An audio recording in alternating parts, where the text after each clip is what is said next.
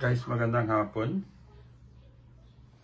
Ito na yung interface ng Retevis na POC L51 ang model nito. Ito yung ka-acquire ko lang for testing. Ang LDR nito ay ganito lang po siya, no? Ididikit lang dito. Double-sided tape. Tapos yung kanyang plug ay simpleng type K lang na connector na kagaya ng sa Baofeng. Ganun lang kasimple, no? Tapos ito, radio powered. Naka COS din siya from 2900. And kagaya ng mga dating design, andito rin yung network indicator niya. Oo. Hindi ko talaga dapat alisin yan kasi yun yung mga indication na meron tayong signal, no? Otherwise, hindi po pwede. Kung mag-offline yung unit, hindi sisindi ito.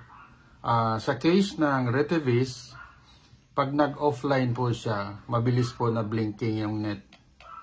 So, dapat ang blinking niya ay once in a while. Okay, tapos pag nag-transmit yung radio, ito yung RTX. Tapos pag nag-receive yung radio, ito naman yung IPTX.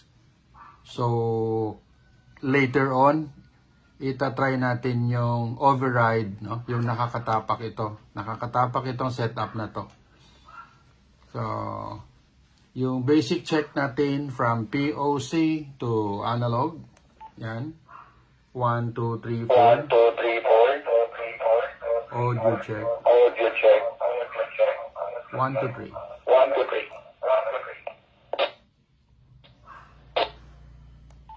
Check 1, 2, 3, 4. 542. Okay. Now ito na yung analog to POC, no? Pabalik. So habang nagre-receive yung radio, sisindi itong IPTX, no? Ayan, no? 1, 2, 3, 4, 5. 1, 2, 3, 4, 5. Audio check. Audio check. Yan. Yan. Ayan guys, habang nakapiga, laging nakatransmit yung IP radio. Ngayon, ito yung override, no? Yan, nakapiga yan. Pag pinrest ko itong aking POC, magiging transmit ito. Ayan, no? Tingnan nyo dito at saka ito, sisindi itong RTX. Ipindot ako. Yan. Ayan, lumipat na guys, no? 1, 2, 3, 4. Okay, once again, para makita nila. Nakapiga ito. Yan. Tapos pipigaan ko dito. Ayan, no, nag-transmit siya guys, ano. So, of course, di natin marinig. Pag nirelease ko to, 1, 2, 3,